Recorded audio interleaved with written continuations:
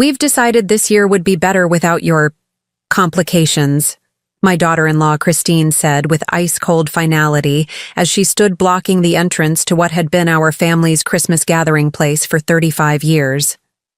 What she didn't know was that by 10 a.m. the next morning, she'd be frantically calling real estate agents across northern Colorado, desperately trying to understand how the Rocky Mountain cabin where her children had spent every Christmas of their lives had just been sold to complete strangers for $1.2 million.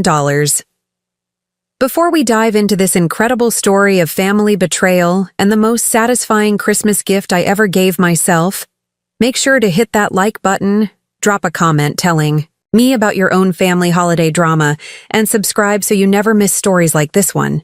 Trust me, you're going to want to see what happens when a family pushes the wrong 70-year-old grandmother too far, especially when that grandmother owns the property they consider their ancestral Christmas paradise. My name is Margaret Chen. I'm 70 years old, and this story begins 3 years ago when I made what I thought was a generous decision to expand our family Christmas celebrations to include extended relatives and in-laws. A decision that would teach me the hardest lesson of my life about the difference between being a gracious host and being a doormat for entitled family members who mistake kindness for weakness. But to understand how I ended up being banned from my own family's Christmas celebration before becoming the person who single-handedly ended 40 years of family tradition, you need to know who I was before I let my desire for family harmony cloud my judgment about respect and boundaries. For 42 years, I was Margaret Chen, senior architect and founding partner at Chen & Associates Architectural Design, one of the most prestigious residential design firms in Denver. I didn't just design homes, I created spaces that captured families' dreams and reflected their deepest values. My firm specialized in luxury mountain retreats and sustainable residential developments throughout the Colorado Rockies, and I had built a client base that included everyone from tech entrepreneurs seeking digital detox retreats to Olympic athletes wanting training compounds to Hollywood celebrities who needed Colorado getaway properties where they could escape public attention. Started with nothing but an architecture degree from University of Colorado Boulder and a fierce determination to prove that a woman could not only survive, but thrive in the male-dominated world of luxury architecture, when my husband David died suddenly of a heart attack at age 52. Leaving me with 2 grown children and a half-finished architectural practice that most industry colleagues assumed would collapse without his business development skills and client relationships. David had been the face of our partnership, the charming salesman who secured clients and managed relationships while I handled the technical design work and project management. When he died, everyone expected me to either sell the practice or merge with a larger firm where I could continue as a technical employee rather than a business owner. Instead, I took the $150,000 life insurance payout and made a decision that would define the rest of my professional life. I would build something so spectacular that it would speak for itself and establish my reputation as an architect who could deliver results that exceeded clients' wildest expectations. My first major project after David's death was designing my own healing space, what would become the most photographed and architecturally significant cabin in Summit County. I purchased 25 acres of pristine forest near Breckenridge for $45,000, using most of my insurance money and taking a calculated risk that would either establish my career or bankrupt me before I turned 40. The cabin I designed wasn't just a house. It was a 4,500 square foot masterpiece that seemed to grow organically from the mountainside. Floor-to-ceiling windows framed the Rocky Mountains like living artwork that changed with every season. Sustainable energy systems made it completely off-grid capable, with solar panels, geothermal heating, and rainwater collection systems that were revolutionary for 1988. Interior spaces flowed seamlessly between indoor and outdoor living, with retractable glass walls that could open entire rooms to mountain breezes and natural soundscapes. The great room featured a 2-story stone fireplace built from local granite, with a chimney that doubled as a sculptural element visible from the highway below. The kitchen was designed around a massive island crafted from a single piece of locally sourced wood, with commercial-grade appliances that could handle everything from intimate dinners to large family gatherings. 3 master suites provided privacy for multiple generations, while a loft office space offered views that inspired creativity and contemplation. But the cabin's most distinctive feature was the observation deck I designed on the 3rd level, a circular space with 360-degree views that became known locally as Margaret's Mountain Crown. Accessible only by a spiral staircase crafted from reclaimed barnwood, the deck became the cabin's spiritual center and the place where our family would gather every Christmas morning to watch the sunrise over the Continental Divide. Building. The cabin took 18 months and required every skill I had developed as an architect, plus several I had to learn on the job. I supervised construction personally, working alongside contractors who initially questioned my technical knowledge, but gradually came to respect my attention to detail and uncompromising vision for quality. When the cabin was completed in late 1989, it immediately attracted attention from architectural publications and high-end real estate agents. Architectural Digest featured it on their cover in 1995, calling it a perfect fusion of luxury and environmental consciousness. Mountain Living magazine named it Colorado's most inspiring mountain residence. Design Within Reach used it as a case study for sustainable luxury living. But more importantly, the cabin became proof that I could create something extraordinary even in my darkest moments, and that David's death didn't have to mean the end of my professional ambitions. The recognition from that project launched Chen & Associates into the premier mountain architecture firm in Colorado and established my reputation as an architect who could deliver both aesthetic brilliance and technical innovation. Over the next 4 decades, my designs shaped luxury developments throughout the Rockies, from Aspen to Vail to Telluride to Park City. Each project built on the principles I had established with the cabin: seamless integration with natural environments, cutting-edge sustainable technology, and interior spaces that enhanced rather than competed with the mountain settings. Sustainable resort complex I designed in Steamboat Springs became a model for environmentally conscious hospitality development, winning national awards and generating over $200 million in tourism revenue for the local economy.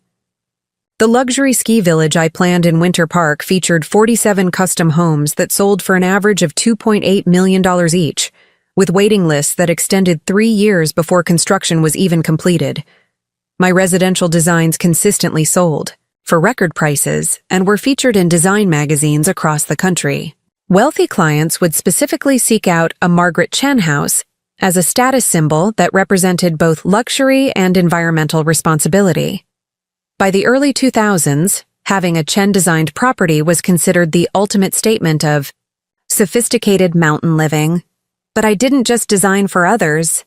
I practiced what I preached, building my own investment portfolio through decades of strategic real estate acquisitions, stock market investments, and business partnerships that most people can only dream about.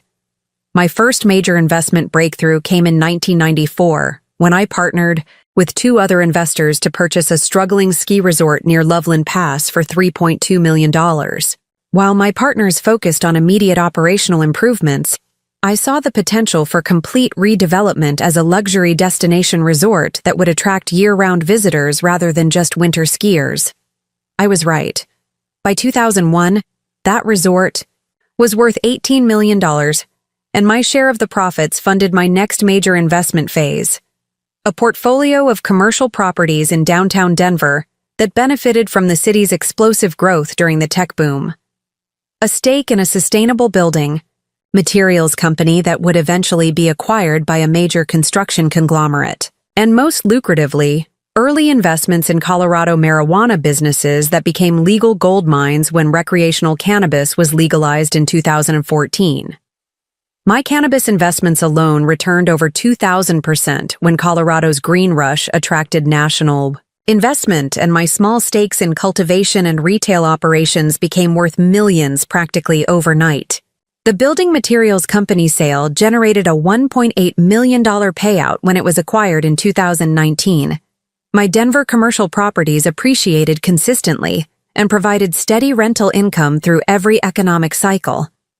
By my 60th birthday, Chen and Associates was managing projects worth over $500 million annually, and I owned the firm outright after buying out David's estate and later partners who couldn't match my vision or work ethic. By my 65th birthday, my personal net worth had reached $8 million, not including the cabin's appreciated value or the various business partnerships and investment vehicles I had established over the years. The Breckenridge cabin had become my most valuable single asset, now worth $1.2 million thanks to both its unique architecture and the explosion in Colorado mountain real estate values over the past 3 decades. The original 25-acre parcel that I had purchased for $45,000 in 1988 was now worth over $400,000 just for the land, with similar properties selling for $15,000, $20,000 per acre when they became available. I also owned my primary residence in Cherry Creek, Denver, a $1.8 million contemporary home that I had designed and built in 2005. Featuring cutting-edge sustainable technology and architectural elements that had been copied by designers throughout the region. The house showcased the latest in solar technology, gray water systems, and smart home automation, serving as both my personal sanctuary and a demonstration space for potential clients. My investment portfolio was carefully diversified across multiple asset classes and geographic regions. Real estate development projects in growing Colorado markets provided both steady income and appreciation potential. Blue-chip dividend stocks offered quarterly payments that helped fund my lifestyle without touching principal. Municipal bonds from stable Colorado municipalities provided tax-free interest income. International equity funds gave me exposure to emerging markets and currency diversification. But perhaps my most valuable assets were the business relationships and professional reputation I had built over 4 decades in Colorado's architectural and development communities. I sat on the boards of 3 major environmental nonprofits. I was a founding member of the Colorado Sustainable Building Council. I had consulting relationships with architecture firms across the Rocky Mountain region, who sought my expertise for challenging mountain projects. Most importantly, I had created multiple streams of passive income that generated approximately $32,000 per month without requiring active work. Consulting fees from architecture firms seeking my expertise added $15,000 monthly. Rental income from 3 residential properties I owned in Boulder contributed $8,000 monthly. Dividends from my diversified stock portfolio provided $6,000 monthly. And royalties from a sustainable building systems patent I held generated $3,000 monthly. This wasn't money I had to earn through active work.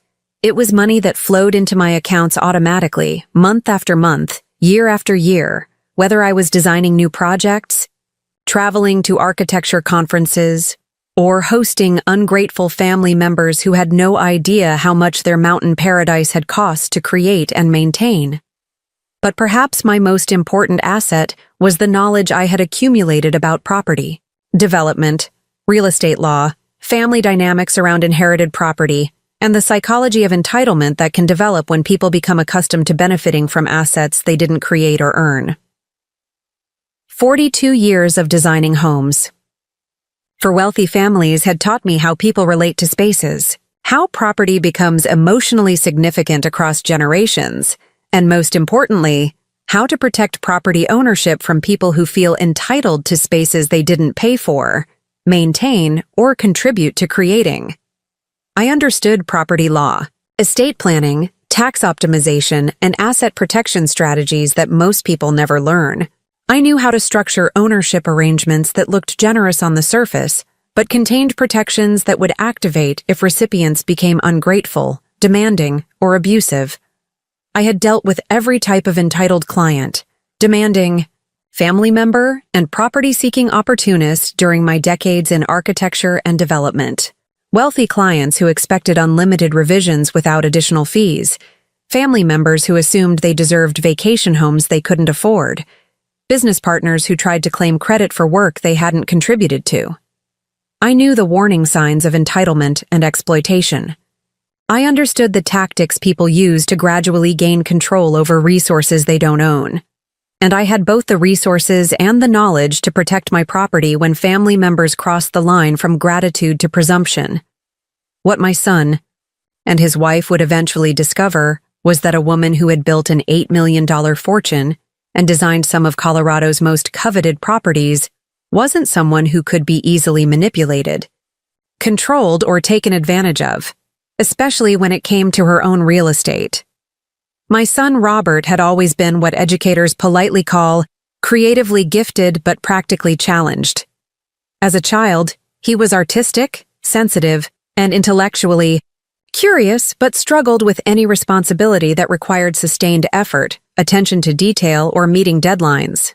He was the kid who would start elaborate art projects but lose interest when the work became tedious, who would volunteer enthusiastically for family tasks but need constant reminding to follow through on commitments. In elementary school, Robert showed genuine talent for drawing and painting, spending hours creating detailed sketches of animals, landscapes, and fantastical creatures that demonstrated real artistic ability. But he would rarely finish projects once the initial excitement wore off, leaving behind a trail of half-completed paintings, abandoned sculptures, and art supplies that accumulated in his bedroom like archaeological layers of discarded enthusiasms. High school. This pattern intensified as Robert's interests expanded, but his follow-through remained inconsistent. He would become passionate about photography and spend weeks researching cameras and techniques, but would lose interest when he was assigned to photograph the school's football games rather than pursuing his preferred artistic subjects. He would join environmental clubs with genuine enthusiasm for conservation, but would drift away when meetings became focused on fundraising rather than philosophical discussions about nature. I supported his creative explorations because I understood the value of artistic development and because I believed that finding your true calling requires experimentation and exploration. I also supported them because I could easily afford to fund his interests, and because seeing him excited about creative possibilities brought me joy, even when those possibilities didn't develop into sustained commitments. His room at the cabin became a museum of abandoned hobbies, professional quality camera equipment from his photography phase, musical instruments from his brief interest in composing environmental soundscapes, art supplies from various painting and sculpture experiments, camping and climbing gear from his outdoor adventure period, and boxes of research materials from environmental projects that had never progressed beyond the planning stage. When Robert attended Colorado State University, it was primarily because I insisted that he needed a degree to provide stability and options, and because I was covering all educational expenses including tuition, housing, meal plans, and the various equipment and supplies his changing majors required. He started as an art major, genuinely excited about developing his artistic talents in a structured academic environment. But he became frustrated when courses required technical skill development and criticism of his work, rather than pure creative expression. He switched to environmental science, drawn by his genuine concern for conservation and sustainability, but struggled with the mathematical and analytical requirements that formed the foundation of the field. Next came communications, which he thought would combine his artistic interest with practical career applications, but he found the coursework too focused on business applications rather than creative expression. He experimented with business administration, thinking it might provide practical skills while allowing flexibility for creative pursuits, but the competitive atmosphere and profit-focused curriculum conflicted with his idealistic worldview. Finally, he settled on a general studies degree that allowed him to combine courses from multiple departments without committing to any single field of study. He graduated after 6 years with a degree that represented more persistence than focus, and academic credentials that were impressive in breadth, but lacked the depth that employers typically sought. After graduation, Robert moved to Boulder and spent 4 years finding his direction while working a series of entry-level positions in outdoor recreation, environmental nonprofits, art galleries, and community organizations. Each job started with enthusiasm and ended when the reality of workplace responsibilities conflicted with his idealistic expectations or when advancement opportunities required skills and commitments he hadn't developed. His first position was customer service at a high-end ski equipment company in downtown Boulder. The job seemed perfect. He could share his love of outdoor activities while earning money and learning about gear and equipment. But Robert quit after 5 months because he felt the company was too focused on selling expensive equipment to wealthy customers rather than promoting authentic outdoor experiences and environmental conservation. Next came a research assistant position at an environmental consulting firm that conducted environmental impact studies for development projects. The work seemed aligned with his values and interests, but Robert struggled with the technical analysis and detailed reporting that formed the core of the job. He quit after 8 months, explaining that the work was too focused on compliance and regulations rather than meaningful environmental protection. His third attempt was as a gallery coordinator at a Boulder art space that featured local artists and hosted community events. This seemed like the perfect combination of his artistic interests and his desire to support creative communities. But Robert became frustrated with the business aspects of gallery management, tracking sales, managing inventory, coordinating with artists about pricing and promotion, and quit after 4 months, claiming that commercialization was destroying the authentic artistic expression he wanted to support. Each job loss was explained by philosophical conflicts, personality differences with supervisors, or workplace environments that didn't appreciate his holistic approach to work and life. Robert consistently framed his employment difficulties as evidence that traditional workplaces couldn't accommodate his values and creative vision, rather than as opportunities to develop professional skills and work ethic. I supported him through these career transitions because I believed he was simply taking time to find meaningful work that aligned with his values and talents. I also supported him because I loved him and wanted him to find satisfaction and success, even if his path was different from conventional career development. Looking back, I realize I may have enabled his pattern of avoiding difficult commitments by providing a financial safety net that removed the natural consequences of his choices. When he quit jobs impulsively, he didn't face rent payments, utility bills, or grocery expenses. He faced a comfortable guest room at the cabin, home-cooked meals, and maternal encouragement to keep exploring until you find work that feeds your soul rather than just pays bills. The cabin became Robert's retreat from workplace disappointments and professional challenges. He would spend weeks at a time hiking, reading, painting, and reconnecting with nature after each job ended. While I appreciated his love for the mountains and understood the restorative power of natural environments, I gradually realized that the cabin was becoming an escape from responsibility rather than a source of inspiration for personal growth. When Robert met Christine at age 31, I was hopeful that marriage might provide the external structure, motivation, and partnership he seemed to need to develop more consistent work habits and realistic life planning. Christine was 28, had graduated from University of Colorado Boulder with honors in business administration, and had been working in marketing for outdoor gear companies for 5 years. She seemed practical, ambitious, financially responsible, and genuinely fond of Robert, despite his inconsistent career path and idealistic approach to professional life. Christine came from an upper-middle-class family in Fort Collins where hard work, education, and financial responsibility were emphasized as core family values. Her father, Michael, was a successful insurance broker who had built his own agency from scratch and provided a comfortable lifestyle for his family through disciplined work and smart financial planning. Her mother, Linda, was a high school counselor who had worked throughout Christine's childhood while also managing household responsibilities and community volunteer commitments.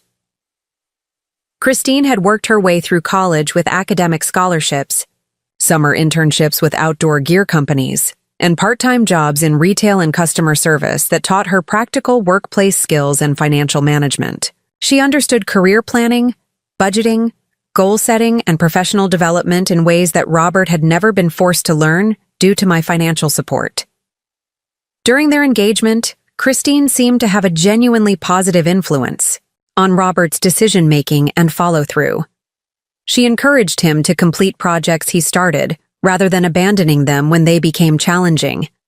She helped him create realistic budgets that connected his spending to his actual income, rather than relying on my financial backup. She suggested practical steps toward finding work that could combine his environmental interests with stable income and career advancement opportunities. Most importantly, Christine seemed to bring out Robert's more responsible and mature qualities without trying to change his fundamental personality or interests. She participated in his outdoor activities and supported his environmental values, while also encouraging him to develop practical skills and professional habits that would serve their future family. I was genuinely impressed by her positive influence, and hopeful that marriage would provide the partnership Robert needed to channel his talents and interests into sustainable career success. I was also grateful that someone other than me would be encouraging him toward responsibility and self-sufficiency, which would ultimately benefit everyone involved. I paid for their wedding, a $28,000 celebration at the Broadmoor in Colorado Springs that Christine had dreamed of since childhood. The Broadmoor was Colorado's most prestigious resort, and the wedding was elegant and sophisticated, with stunning views of the Rocky Mountains and Cheyenne Mountain providing a backdrop that perfectly captured the natural beauty that both Robert and Christine loved. We had 120 guests, including my professional colleagues from the architecture and development communities, longtime family friends who had watched Robert grow up, and Christine's extended family from throughout Colorado. The celebration reflected both families' love of the outdoors and appreciation for natural beauty, with locally sourced flowers, Colorado wines, and menu items that highlighted regional ingredients and culinary traditions. The reception featured a 4-course dinner prepared by the Broadmoor's executive chef, showcasing Colorado lamb, local trout, and seasonal vegetables from nearby farms. The open bar offered premium wines from Colorado vineyards, craft cocktails featuring local spirits, and locally brewed beers that reflected the state's thriving craft brewing culture. Live music was provided by a folk trio that specialized in mountain wedding entertainment and knew how to create atmosphere without overwhelming conversation. Christine's dress was a stunning designer gown from a Denver boutique that specialized in wedding fashion, and Robert wore a custom suit that actually made him look like the successful professional I hoped he would eventually become. The entire celebration was photographed by one of Colorado's premier wedding photographers, creating memories that would last a lifetime and documentation of what I hoped would be the beginning of Robert's transition to adult responsibility. Was happy to fund their dream wedding because I could easily afford the expense, because I wanted to welcome Christine into our family with appropriate generosity and celebration, and because I hoped this investment in their happiness would contribute to a successful marriage that would benefit both of them personally and professionally. The wedding was also important to me because it represented the beginning of a new chapter for our family, one that might include grandchildren who would grow up understanding the cabin's significance and carrying forward the family traditions that David and I had established over decades of mountain living. When Robert and Christine started talking about buying their first house 8 months after their honeymoon, I provided the $35,000 down payment as a wedding gift that would help them establish the stable foundation they needed for their new life together.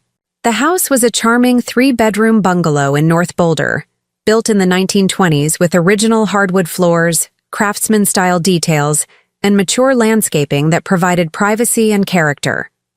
The location was perfect for their lifestyle, close to hiking trails and rock climbing areas that Robert loved, with easy access to both Denver's job market and the mountains where they spent their recreational time. The house was also within walking distance of downtown Boulder's shops, restaurants, and cultural venues, providing the urban amenities that Christine appreciated without sacrificing the connection to nature that was important to both of them. The why.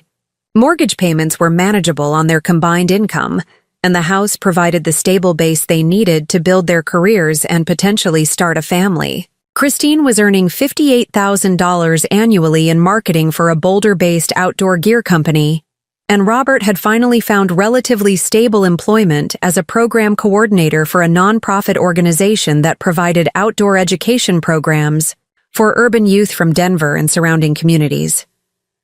Robert's nonprofit work seemed ideal for his interests and values.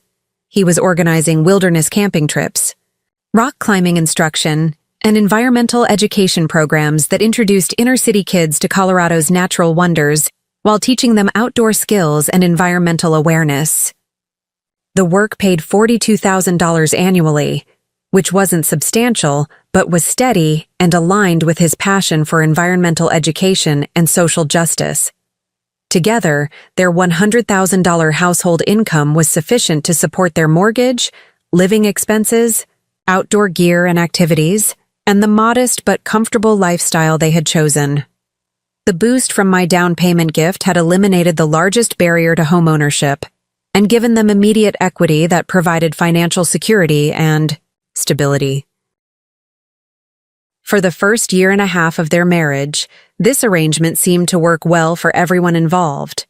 Robert was more focused and responsible about work when he had mortgage payments and household obligations that required consistent income.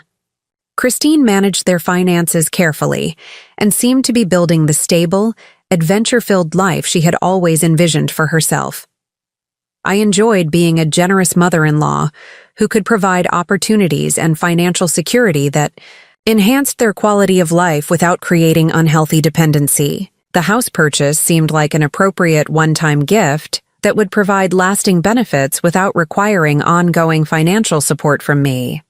I thought I was witnessing the successful maturation of my son and the beginning of a financially responsible family unit that would eventually include grandchildren, who could grow up with the same connection to Colorado's mountains that had shaped my own life and Robert's childhood. What I was actually witnessing was the calm before a storm of escalating demands and expectations that would gradually transform my generous support into systematic exploitation of my property, my resources, and ultimately my dignity as the family matriarch who had created the mountain paradise they would come to consider their birthright rather than my gift. When Sophia and Daniel were born on a snowy February morning in 2019, 18 months after Robert and Christine's wedding, I was in the delivery room watching the next generation of our family take their first breaths. As I held my granddaughter Sophia, born first, 12 minutes ahead of her brother, I made a silent promise that these children would grow up understanding their connection to the mountains and to the beautiful spaces that had shaped our family's story for over 3 decades. The twins were beautiful, healthy babies who brought tremendous joy to our family and represented everything I had hoped for when I supported Robert and Christine's marriage. Sophia emerged alert and curious, her dark eyes seeming to take in every detail of her new world with the same intense focus I recognized from my own architectural observations. Daniel was more contemplative, content to observe and absorb his surroundings with the patient attention that reminded me of David's quiet strength. Within hours of their birth, I had opened college savings accounts for each child with initial deposits of $15,000. I had watched too many families struggle with educational costs and wanted to ensure that Sophia and Daniel's opportunities would be limited only by their abilities and interests, not by their parents' financial resources or the uncertainty of future college expenses. But more importantly, I began planning how to share the cabin's magic with them and create the foundation for family traditions that would connect them to their heritage and to the natural world that had been so important to their grandfather David and to me throughout our lives together. As the twins grew from infants into curious toddlers, their personalities became more distinct and delightful. Sophia was adventurous and determined, the kind of child who would climb furniture, explore every corner of the cabin, and test every boundary with fearless persistence that sometimes terrified her parents, but filled me with pride. She approached the world with confidence and curiosity that reminded me of my own childhood determination to explore and understand everything around me. Daniel was thoughtful and methodical, preferring to understand how things worked before interacting with them. He would watch Sophia's experiments with careful attention, learning from her discoveries before deciding whether to try similar adventures himself. His approach to problem-solving was systematic and creative, showing early signs of the engineering mindset that I hoped might eventually lead him toward architecture or environmental design. I loved being a grandmother more than I had expected, and was actively involved in their care during those precious early years. I would babysit several evenings per week, so Robert and Christine could maintain their relationship through date nights and outdoor activities that were important to their marriage and individual well-being. Most importantly, I spent countless hours at the cabin teaching the twins about wildlife, showing them how to identify different trees, rocks, and mountain flowers, and creating nature-based activities that would establish their emotional connection to the mountain environment that had shaped our family's identity. The cabin's 25 acres provided endless opportunities for exploration and learning. I created a children's garden where Sophia and Daniel could plant vegetables and flowers, learning about growing cycles and the relationship between human activity and natural systems. I established bird feeding stations throughout the property and taught them to identify different species and understand their migration patterns and habitat needs. When they were old enough to walk confidently, I designed treasure hunts that would take them to different areas of the property while teaching them about local geology, plant identification, and wildlife tracking. These activities combined education with adventure, creating positive associations with learning and outdoor exploration that I hoped would last throughout their lives. The twins' favorite activity was our morning ritual of climbing to the observation deck, Margaret's mountain crown, to watch the sunrise over the Continental Divide. Even as toddlers, they seemed to understand that this was a special place and a sacred time for our family. They would sit quietly in my lap, wrapped in blankets, watching the mountains change color as the sun rose and listening to my stories about their grandfather David and the early days of building our mountain paradise. These sunrise moments became the foundation of their relationship with the cabin and with me. Years later, when they were old enough to understand, I would explain how their grandfather and I had chosen this exact spot for the observation deck because it provided the perfect view of the sunrise on Christmas morning, and how we had always planned to share this tradition with future generations of our family. When Christine decided to reduce her work schedule to part-time after the twins were born, I supported the decision both emotionally and practically.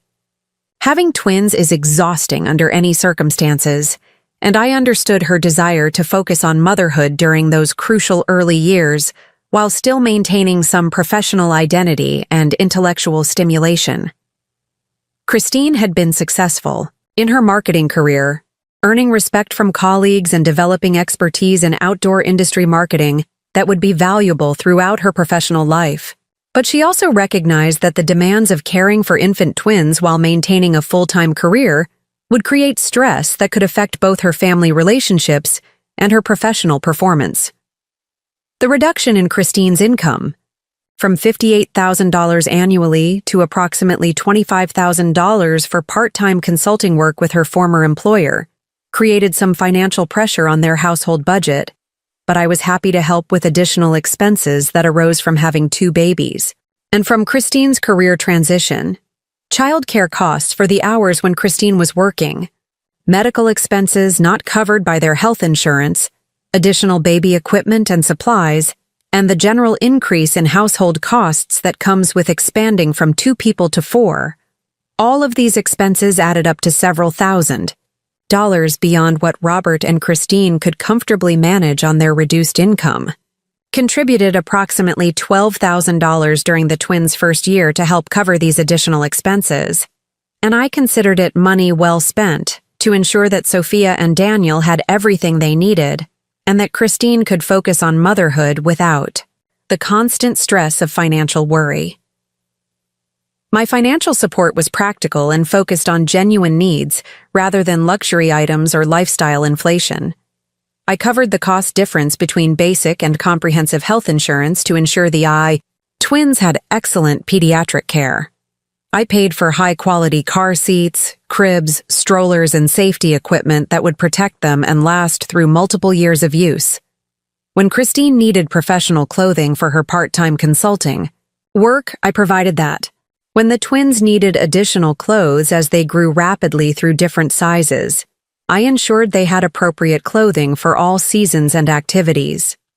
When unexpected medical expenses arose, emergency room visits, specialist consultations, prescription medications, I covered those costs without hesitation. But perhaps most importantly, I made sure that my financial support enhanced rather than replaced Robert and Christine's parental responsibilities and decision-making authority. I asked for their preferences before making purchases. I respected their choices about brands, styles, and approaches to childcare. I provided money for expenses they identified, rather than imposing my own priorities or judgments about what the twins needed. During the twins' toddler years, as they became more mobile and curious, I continued to be actively involved and financially supportive in ways that strengthened family relationships and created positive experiences for everyone involved. When Sophia and Daniel outgrew their cribs and needed toddler beds, I purchased beautiful handcrafted furniture from local Colorado artisans, pieces that were designed to grow with them through their childhood years, and that reflected the same commitment to quality and craftsmanship that had guided my architectural career. The beds were made from sustainably harvested pine by a furniture maker in Evergreen who specialized in children's furniture that combined safety, durability, and aesthetic beauty.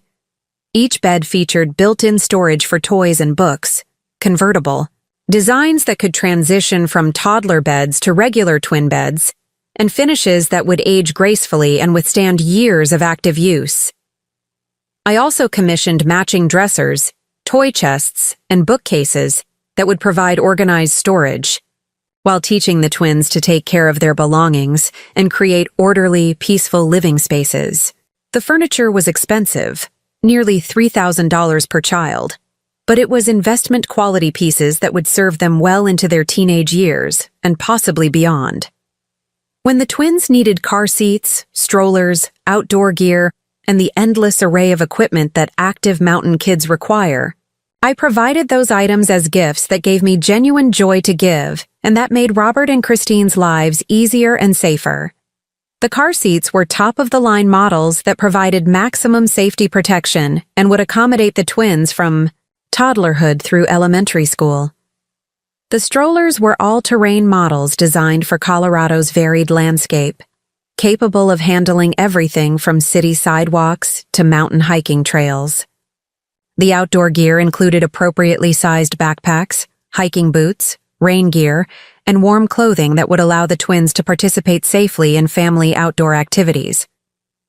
I considered these purchases investments in the twins' safety, development, and connection to the outdoor lifestyle that was so important to our family's identity. Quality gear would last longer, perform better, and ultimately cost less than repeatedly replacing inferior equipment. More importantly, having appropriate equipment would allow Sophia and Daniel to participate fully in family adventures without safety concerns or comfort issues that might create negative associations with outdoor activities. When Sophia showed early interest in art and nature, I was thrilled to encourage her creative development in ways that connected her artistic talents to the natural world that surrounded our family. I set up a dedicated children's art studio in one of the cabin's guest bedrooms, with child-sized easels, washable paints, brushes designed for small hands, and abundant paper and canvas for experimental projects.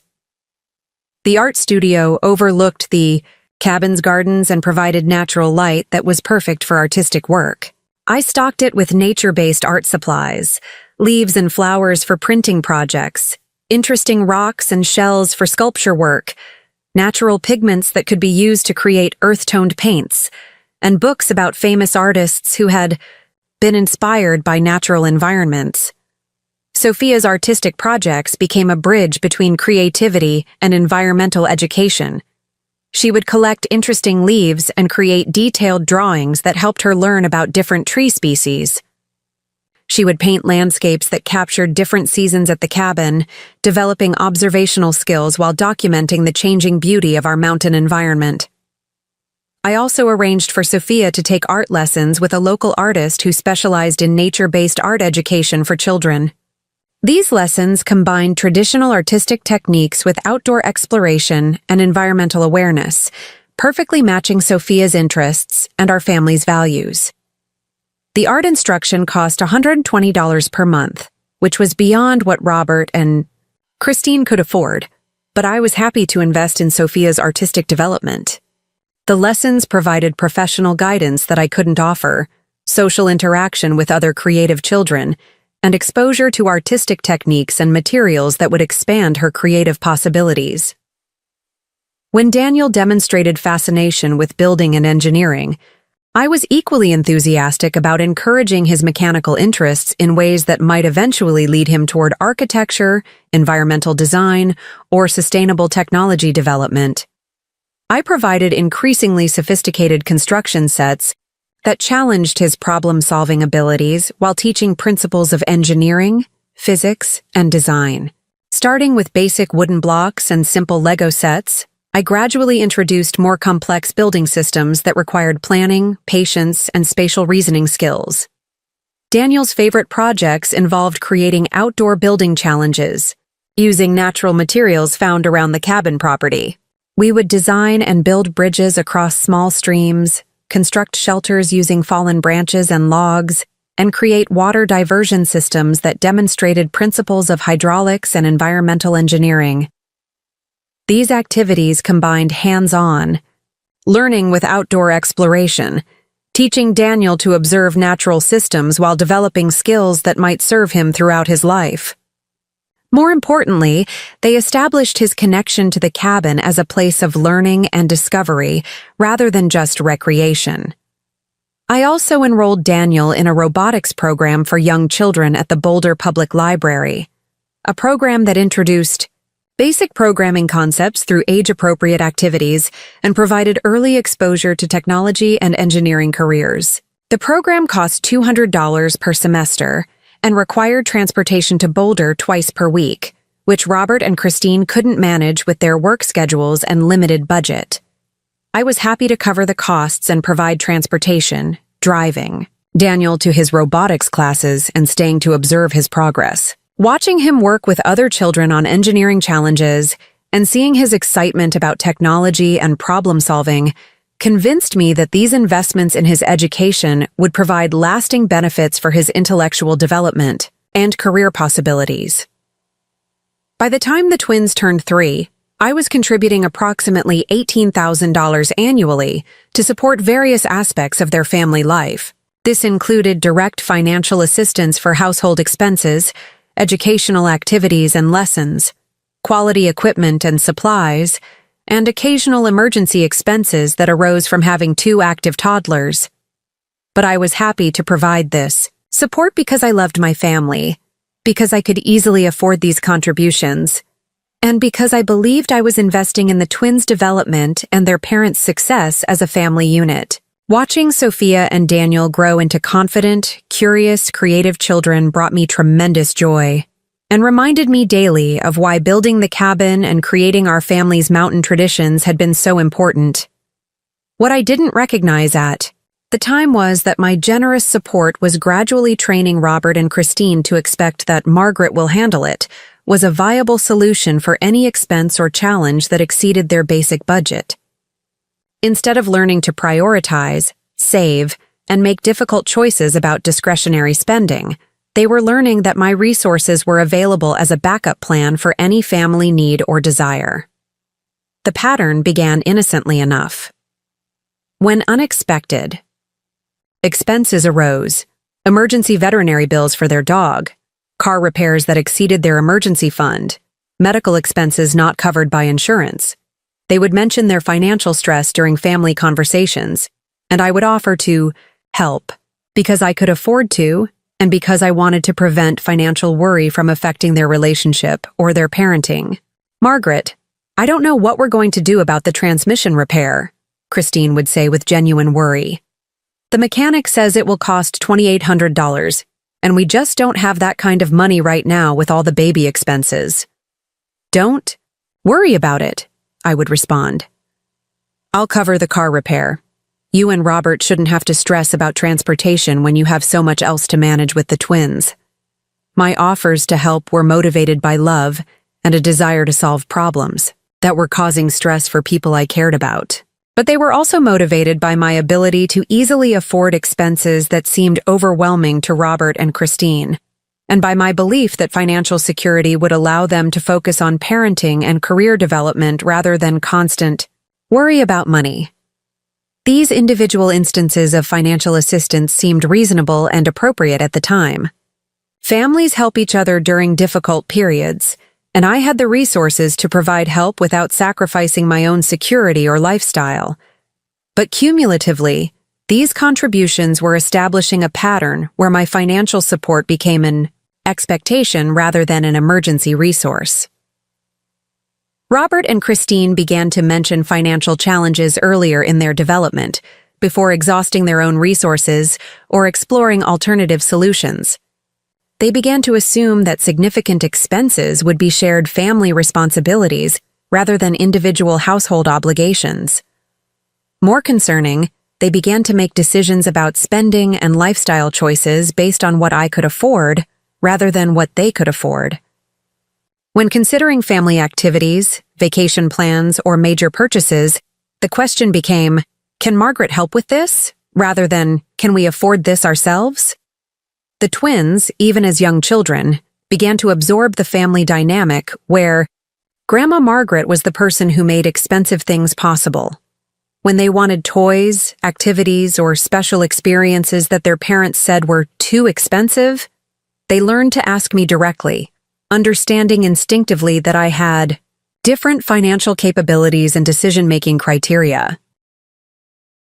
"Grandma Margaret, can you buy me the big art set I saw at the store?" Sophia would ask with complete confidence that this was an appropriate request. "Mommy says it costs too much money, but you have lots of money, right?" "Grandma, my friend. Jake has a remote control airplane that costs $300, Daniel would inform me. "His grandpa bought it for him. Can you buy me one too?" These requests were natural for children who didn't understand money or family financial dynamics. But they revealed that the twins were learning to see me as the person who provided things their parents couldn't or wouldn't provide, rather than as a grandmother who occasionally gave special gifts. I responded to these requests by purchasing some of the items they wanted while also trying to teach them about gratitude, appropriate behavior, and the difference between needs and wants. But I wasn't consistent enough in setting boundaries or requiring them to contribute to the cost of expensive items through chores or saving their allowances. Instead, I was inadvertently teaching them that asking the right person for expensive things was more effective than earning them, and that some family members had unlimited resources that could be accessed through direct requests rather than through demonstrating need or merit. The twins were learning lessons about money, family, dynamics, and entitlement that would become problematic as they grew older, and their requests became more expensive and sophisticated. But at ages 3 and 4, their behavior seemed like normal childhood testing of boundaries, rather than the beginning of patterns that would eventually contribute to our family crisis. As the twins grew older and their personalities became more defined, the cabin became increasingly central to their understanding of family identity and their expectations about lifestyle and experiences. Every major holiday, birthday celebration, and family milestone was celebrated at the cabin, creating powerful emotional associations between the property and their happiest family memories. Christmas mornings began with our traditional sunrise, viewing from the observation deck, followed by gift opening in the great room around the massive stone fireplace, and elaborate family meals prepared in the cabin's gourmet kitchen. The twins' birthdays featured outdoor adventure parties with hiking, rock climbing instruction, and nature exploration activities that could only be conducted on the cabin's 25 acres of private land. Summer visits stretched for weeks at a time, with the twins participating in swimming lessons at the nearby lake, hiking expeditions to explore different areas of the surrounding national forest, and camping adventures on the cabin property that taught them outdoor skills while keeping them safe and comfortable. These experiences created deep emotional connections between the twins and the cabin, but they also established expectations about family lifestyle and spending that would become increasingly expensive and difficult to maintain without my continued financial support. The twins began to assume that elaborate celebrations, expensive activities, and premium experiences were normal family standards, rather than special treats made possible by my generosity and financial resources. They expected Christmas gifts that reflected the mountain luxury environment rather than modest presents appropriate to their parents' income level. They anticipated birthday parties that featured professional instruction and specialized equipment, rather than simple gatherings with cake and games. Most concerning, they began to compare their lifestyle and experiences to those of their classmates and friends, not understanding that most families couldn't afford the level of experiences and opportunities that had become routine in their lives. "Why doesn't Jake's family have a mountain house like ours?" Sophia would ask innocently. "Don't all families have special places for vacations and holidays?" Tyler's family went camping at a regular campground for their vacation, Daniel would report with some confusion. "Why didn't they stay at their own cabin like we do?" These questions revealed that the twins were developing unrealistic expectations about normal family resources and lifestyle standards. They were growing up believing that having a luxury mountain retreat was typical rather than exceptional, and that the experiences and opportunities they enjoyed were family rights rather than gifts made possible by my financial support. Robert and Christine's responses to these questions weren't helping the twins develop realistic perspectives about money or family financial dynamics. Instead of explaining that our cabin was special because Grandma Margaret had worked hard to build and maintain it, they would deflect the questions or provide vague answers about different families having different situations. "Some families have different kinds of special places," Christine would say when the twins asked about friends' vacation arrangements. "We're very lucky to have Grandma Margaret's cabin where we can all spend time together." These responses positioned the cabin as a family resource rather than as my property that I shared with them, and failed to teach the twins appropriate gratitude or understanding of the effort and expense required to maintain their mountain paradise. Robert and Christine were also beginning to make assumptions about the cabin's availability and their role in decision-making about its use that would later become sources of conflict. They started planning family activities and inviting friends to visit without consulting me about dates, guest accommodations, or the impact on cabin maintenance and supplies. "Margaret, we've invited Christine's sister and her family to join us for Labor Day weekend," Robert would announce rather than ask. "The kids will love having their cousins at the cabin, and it will be great for the adults to spend time together in such a beautiful setting. I told my college roommate she could bring her family for a week in July," Christine would inform me. "She's been going through a difficult divorce, and I thought a mountain retreat would be exactly what she needs for healing and perspective."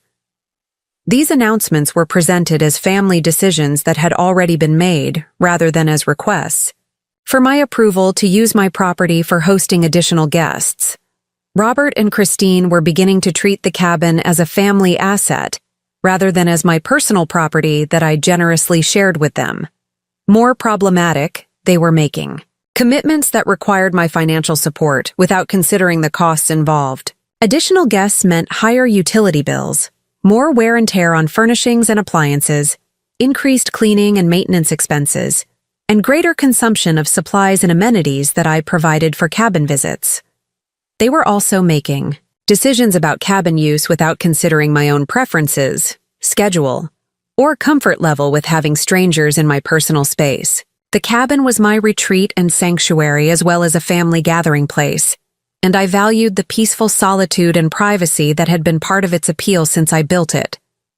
But I didn't immediately object to their assumptions about cabin use, because I wanted to be generous and accommodating, and because I enjoyed seeing the property bring joy to extended family and friends. I also didn't want to create conflict or appear selfish about sharing a space that had become so central to our family's identity and traditions. What I was actually doing was enabling Robert and Christine to develop increasingly presumptuous attitudes about my property and resources while failing to establish clear boundaries that would protect my own interests and preferences. The stage was being set for more serious conflicts about control, decision-making, and respect for my ownership rights. As the twins approached their 5th birthdays, their relationship with the cabin had become the foundation of their understanding of family, nature, and their place in the world. They had spent more time at the cabin than in any other single location, and their earliest and strongest memories were connected to experiences we had shared in that beautiful mountain setting. But their emotional connection to the cabin was also creating a sense of entitlement and ownership that would eventually become problematic. They spoke about our cabin and our mountain as if they had inherent rights to the property rather than privileges granted by my generosity. They made plans for future activities and assumed the cabin would always be available for their use and enjoyment. Most troubling, they had absorbed their parents' assumptions about decision-making authority regarding cabin use and family activities. They would invite friends to visit the cabin without asking permission, assuming that their social preferences took precedence over my property rights or comfort with additional guests. The twins were also beginning to expect that cabin visits would include increasingly expensive activities and experiences. Simple hiking and nature exploration were no longer sufficient entertainment. They wanted organized activities, professional instruction, specialized equipment, and experiences that required significant planning and financial investment. Their expectations were expanding from basic family time at the cabin to elaborate vacation experiences that rivaled expensive resort destinations. They wanted horseback riding lessons, rock climbing instruction, guided fishing expeditions, and adventure. Activities that cost hundreds of dollars per day and required advance reservations and specialized guides. These evolving expectations reflected the twins' development from simple toddlers who were content with basic outdoor exploration to sophisticated children who had been exposed to luxury experiences and now considered them normal rather than special. They were becoming accustomed to a lifestyle that required significant ongoing financial support while remaining unaware of the costs involved or the effort required to provide those experiences. The foundation was being laid for future. Conflicts about expectations, entitlement, and respect for the person whose generosity had created their mountain paradise. But at the time, watching the twins grow and develop their connection to the natural world through experiences at the cabin felt like the fulfillment of everything David and I had hoped for when we designed and built our family retreat. I believed I was creating positive family traditions and supporting the twins' development into confident, capable, nature-loving children who would carry forward our family's values and connections across generations. What I was actually creating was a dynamic where my generosity was taken for granted, my property was treated as a family asset rather than my personal retreat, and my financial resources were viewed as unlimited support for whatever lifestyle and experiences others deemed appropriate. The twins' 5th birthday celebration at the cabin would mark the beginning of a new phase in our family dynamics, one that would test my patience, challenge my generosity, and ultimately force me to make difficult decisions about boundaries, respect, and the true meaning of family loyalty. The twins' 5th birthday celebration in February 2024 marked the beginning of what I now recognize as a systematic escalation in my family's demands and expectations. What started as a simple request for a special mountain birthday party evolved into a $4,500 weekend extravaganza that would set new standards for family celebrations and reveal disturbing attitudes about money, entitlement, and my role as the family's financial provider. Margaret, we want to make this birthday really special since it's such a milestone, Christine explained during a family dinner in January. 5 years old is when kids really start remembering their celebrations, and we want Sophia and Daniel to have amazing memories of their first big kid birthday at the cabin. The initial request seemed reasonable and aligned with my own desires to create meaningful family traditions. I was happy to host a birthday celebration that would give the twins wonderful memories while strengthening their emotional connection to the cabin and to our family's mountain heritage. What did you have in mind? I asked, expecting suggestions for activities like hiking, nature exploration, or simple outdoor games that would be appropriate for 5-year-olds and cost-effective for a family weekend. Well, Robert began enthusiastically, we've been researching birthday party ideas, and there are some amazing companies that specialize in mountain adventure parties for children.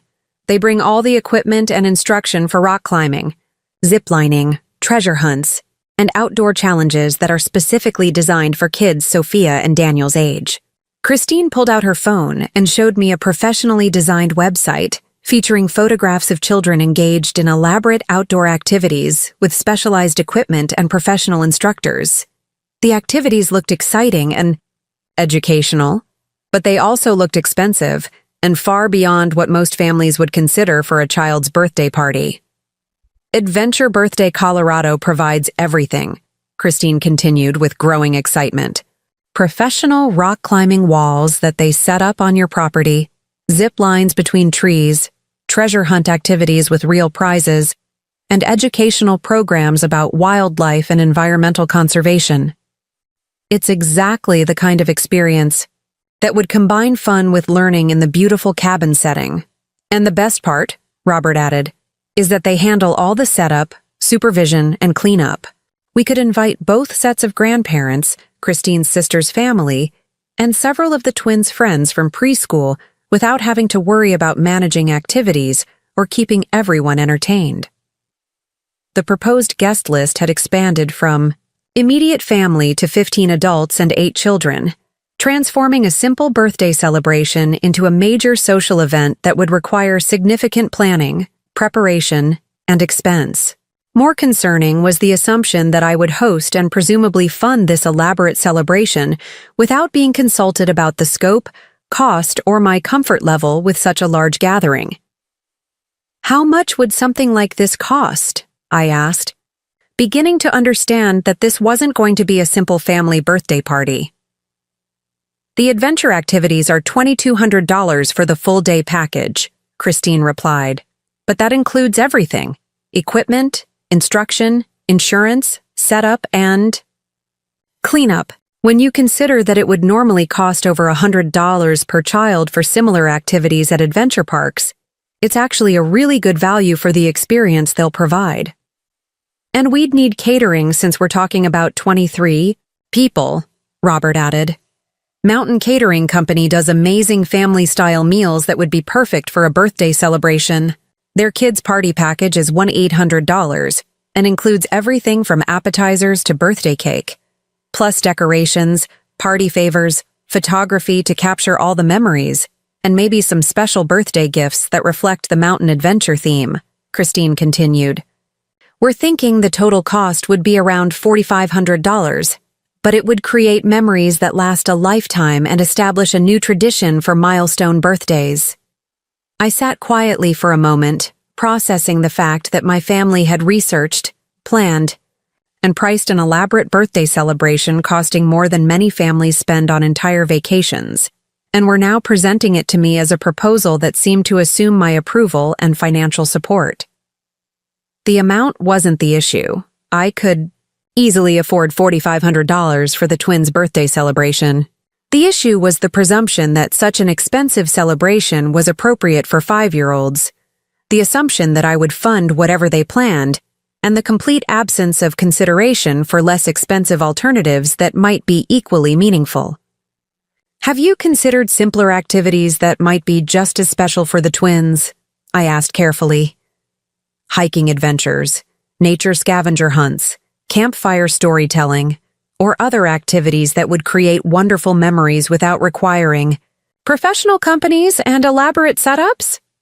Robert and Christine exchanged glances that revealed their disappointment with my suggestion. They had clearly become invested in their elaborate party vision and weren't interested in scaling back their plans to more modest alternatives. Margaret, we want this to be really special, Christine said with a tone that suggested my alternatives weren't adequate. The twins have been talking about their birthday party for weeks, and they're expecting something amazing. We don't want to disappoint them with basic activities when we have the opportunity to give them something truly memorable. And honestly, Robert added, this is the kind of experience that will help them develop confidence, outdoor skills, and positive associations with challenge and adventure. It's not just a party, it's an investment in their development and their relationship with the mountains. They were reframing an expensive birthday party as an educational investment and character-building experience, using my own values about outdoor education and child development to justify expenditures that seemed disproportionate to the occasion. Agreed to fund the birthday celebration because I loved the twins and wanted them to have wonderful memories, because I could afford the expense without financial hardship, and because I didn't want to be seen as selfish or unsupportive when my family was asking for help creating special experiences. But more importantly, I agreed because I trusted Robert and Christine's judgment about what would make their children happy, and I wanted to support their parenting decisions rather than create conflict about family celebrations. What I didn't realize was that this decision established a precedent that elaborate, expensive celebrations were normal family standards, and that my financial support would be available for whatever level of experience they deemed appropriate for family milestones. The birthday party itself was spectacular. Adventure Birthday Colorado transformed our cabin property into a children's adventure park with professional-grade rock-climbing walls, zip lines that carried laughing children between mature pine trees, and treasure hunt activities that taught the twins and their friends about local wildlife while providing exciting challenges and real prizes. Sophia thrived on the physical challenges, fearlessly attempting every activity and encouraging shyer children to try new experiences. Daniel approached each challenge methodically, observing other children's techniques before attempting activities himself and demonstrating the same systematic problem-solving approach that had characterized his personality since infancy. Professional instructors were excellent, providing age-appropriate safety instruction while encouraging children to push their comfort zones and develop confidence in outdoor activities. The educational components genuinely taught the children about local ecosystems, wildlife behavior, and environmental conservation in ways that were engaging and memorable. Mountain Catering Company provided a feast that impressed both adults and children, with gourmet versions of kid-friendly foods, locally sourced ingredients, and beautiful presentation that reflected the mountain setting. The birthday cake was a work of art featuring an edible replica of our cabin surrounded by Sugarcraft mountains and wildlife figures. All the adults commented on the exceptional quality of the celebration and the obvious joy it brought to the twins and their friends. Christine's parents, who had driven from Fort Collins, were particularly impressed by the scale and thoughtfulness of the party planning. "Margaret, this is incredible," Christine's mother Linda said as we watched children zip-lining between trees, while their parents enjoyed gourmet appetizers on the cabin's deck. "I've never seen anything like this for a children's birthday party. Sophia and Daniel are so lucky to have experiences like this." "The twins will remember this forever," Christine's father Michael added. "This is the kind of childhood memory that shapes how kids think about family and celebrations. You're giving them something really special." The compliments and positive feedback reinforced my decision to fund the elaborate celebration and made me feel good about providing experiences that brought joy to people I loved. Watching the twins' excitement and seeing their friends' amazement at the adventure activities and beautiful cabin setting gave me tremendous satisfaction. But the birthday party also established new expectations and standards that would affect future family celebrations and create pressure for increasingly elaborate and expensive events. The twins began to expect that birthdays would feature professional entertainment, specialized activities, and experiences that required significant planning and financial investment. More concerning, other family members began to assume that Margaret-funded celebrations were family entitlements rather than generous gifts, and that future milestones would be marked with similar levels of expense and elaboration. Next year, for their 6th birthday, we should do a winter adventure theme, Robert suggested as we cleaned up after the party. Snow sports instruction, sledding competitions, maybe even a horse-drawn sleigh ride through the national forest. The twins would love learning to ski or snowboard on their birthday. And for Christmas this year, we should definitely plan something special to match the birthday party standards, Christine added. Maybe professional Christmas photography, elaborate decorating themes, or special holiday activities that make Christmas at the cabin as memorable as their birthday celebration. They were already planning future expensive celebrations and assuming my continued financial support for whatever level of experience they deemed appropriate. The birthday party had become a baseline for family celebration standards rather than a special one-time gift. 6 months after the birthday party, when the twins started kindergarten at Boulder Valley Waldorf School, the conversation about educational choices revealed how dramatically Robert and Christine's expectations had evolved. Since their early days of financial responsibility and modest lifestyle choices, Margaret, we've been touring schools for Sophia and Daniel, and we've found the perfect educational environment for their creative and intellectual development, Christine announced during one of our weekly family dinners in August.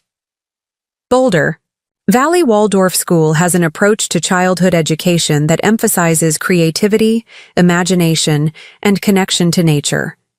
Exactly the values we want to instill in the twins. The Waldorf School was indeed an excellent educational institution, with a strong reputation for fostering creativity, critical thinking, and individual development. The school's philosophy emphasized hands-on learning, artistic expression, and outdoor education that seemed perfectly aligned with the twins' personalities and our family's values. The school's approach to learning through experience rather than testing and competition really appeals to us, Robert explained. They emphasize storytelling, music, art, and practical skills like woodworking and gardening that help children develop confidence and creativity while learning academic subjects. And the outdoor education program is incredible, Christine added enthusiastically. They have partnerships with local farms and nature centers that allow children to learn about environmental science through direct experience with animals, plants, and natural systems. The educational philosophy sounded wonderful and seemed like it would provide Sophia and Daniel with learning experiences that would complement their experiences at the cabin and their development as confident, creative, nature-loving children. What about the neighborhood public school? I asked, wanting to understand why they were considering private education when Boulder's public schools had excellent reputations and would provide high-quality education at no cost to the family. The Chiu in public school is fine, Christine replied with a tone that suggested fine wasn't adequate for their children. But it has class sizes of 28 children with one teacher, standardized testing that starts in 3rd grade, and limited individual attention for children with different learning styles and creative abilities. We want Sophia and Daniel to have the best possible educational foundation, Robert added. Waldorf classes have only 16 children with 2 teachers, individualized learning plans, and an approach that recognizes each child's unique talents and interests. Plus, the school community is made up of families who share our values about child development, environmental consciousness, and creative expression, Christine continued. The twins would be surrounded by children whose families prioritize the same things we prioritize. The arguments for private school were compelling and reflected genuine concerns about providing the twins with educational experiences that would nurture their individual talents while challenging them intellectually. But the annual tuition cost was $1,450 per child, $29,000 total, which represented more than half of Robert's annual income and was completely beyond what their family could afford. "We know the tuition is expensive," Christine acknowledged, "but we see this as an investment in their future that will provide benefits throughout their lives. The critical thinking skills, creativity, and confidence they develop at Waldorf will serve them in whatever careers they choose." "And honestly," Robert added, "we think this is exactly the kind of expense that family resources should support. Education is the foundation for everything else, and we don't want the twins to be limited by our current financial situation when there are family resources available to provide them with the best possible opportunities." They were positioning private school tuition as a family investment rather than a personal choice, and framing my potential financial support as ensuring that the twins weren't limited by their parents' income rather than as funding a luxury that their parents had chosen but couldn't afford. The conversation was carefully orchestrated to make refusing to pay tuition seem like I was denying my grandchildren educational opportunities and limiting their potential development. The focus was entirely on the twins' needs and future success, with no acknowledgement that their parents had chosen an expensive option without considering whether they could afford it independently.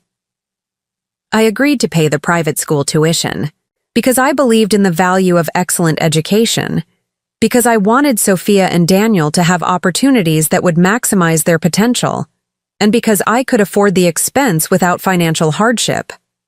But more importantly, I agreed because I trusted Robert and Christine's judgment about what educational environment would best serve their children, and I wanted to support their parenting decisions rather than create conflict about schooling choices that would affect the twins for years to come. What I didn't realize was that this decision established another precedent that expensive choices were family decisions rather than individual household decisions, and that my financial support would be available for whatever educational, social, or lifestyle options they deemed beneficial for their children. The private school tuition became the first major recurring expense that I was expected to handle without ongoing discussion, annual reconsideration, or regard for changes in Robert and Christine's income, or my willingness to continue funding their choices. During the twins' first year at Waldorf School, their educational and social experiences expanded dramatically, but so did their expectations about activities, equipment, and experiences that required ongoing financial support beyond basic tuition costs. The school's emphasis on music education meant that both children needed instruments for their individual and group music instruction.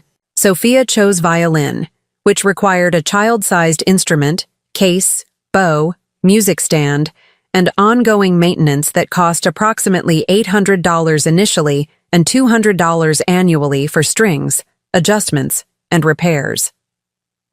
Daniel selected recorder and drums, which required a professional quality wooden recorder, a practice drum set for home use, rhythm instruments for school performances, and music books and accessories that totaled approximately $600 initially and $150 annually for replacements and additions. The school really emphasizes that children should have quality instruments that produce beautiful sounds and inspire musical development, Christine explained when presenting me with invoices for musical equipment. Cheap instruments are frustrating for children and can create negative associations with music learning. The school's outdoor education program required specialized clothing and equipment for hiking, camping, and seasonal outdoor activities. Waterproof hiking boots, rain gear, warm layers for winter outdoor education, backpacks designed for children, and sun hats and protective clothing for summer activities totaled approximately $400 per child and needed replacement as they grew. We want to make sure Sophia and Daniel can participate fully in outdoor education without being limited by inadequate gear, Robert explained when requesting funding for outdoor equipment. The school's outdoor programs are one of the main reasons we chose Waldorf, and we don't want the twins to miss experiences because of equipment issues. The school's emphasis on artistic expression meant ongoing costs for art supplies, project materials, and creative tools that exceeded the basic supplies included in tuition. Special papers for wet-on-wet watercolor techniques, natural modeling materials like beeswax and clay, woodworking tools sized for children, and textile materials for handwork projects cost approximately $300 per child per semester. Art education. At Waldorf isn't just drawing and painting, Christine explained when requesting funding for specialized art supplies. It's about developing fine motor skills, spatial reasoning, and creative problem-solving through hands-on work with natural materials. Each request was presented as supporting the twins' educational development rather than as optional expenses, and was framed in terms of the school's requirements or recommendations rather than as family choices about discretionary spending. More concerning was the way these requests were presented as urgent needs rather than as advance planning for anticipated expenses. Musical instruments were needed before next week's music class. Outdoor gear was required for the camping trip that's already been scheduled. Art supplies were necessary for the project that starts Monday. The timing pressure made it difficult for me to research alternatives, compare prices, or suggest that Robert and Christine should budget for educational expenses rather than treating them as emergency costs that required immediate external funding. By the end of the twins' first year at Waldorf, I had contributed approximately $4,200 beyond tuition costs to support their educational expenses. Combined with the $29,000 annual tuition, my educational support for the twins totaled $30,200, more than many families' entire annual income and more than Robert earned from his nonprofit work. But I was happy to provide this support because I believed in investing in the twins' development, because the school was providing excellent educational experiences, and because I could see the positive effects of creative, individualized education on their confidence and intellectual growth. What I didn't recognize was that Robert and Christine were learning to make educational and lifestyle decisions based on what I could afford rather than what they could afford, and that my willingness to fund expensive choices was enabling them to avoid the financial planning and priority setting that would have been necessary if they were paying for these choices themselves. 8 months into the twins' first year at Waldorf, Robert made an announcement that would dramatically increase the family's dependence on my financial support while demonstrating how far their expectations had evolved from their early days of modest living and financial responsibility. "Margaret, I've been offered an incredible opportunity that could really advance my career and provide better income security for our family," Robert announced during one of our weekly coffee meetings. The Rocky Mountain Environmental Alliance has invited me to join their staff as Regional Education Coordinator, developing and implementing environmental education programs throughout Colorado. The position sounded like an excellent match for Robert's interests and values, combining his passion for environmental protection with his experience in education and program development. The organization had a strong reputation for effective environmental advocacy and educational outreach throughout the Rocky Mountain region.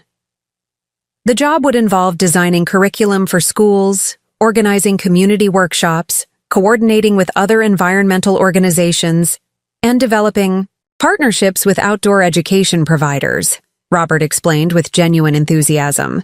"It's exactly the kind of work I've always wanted to do, combining environmental education with program management and community outreach."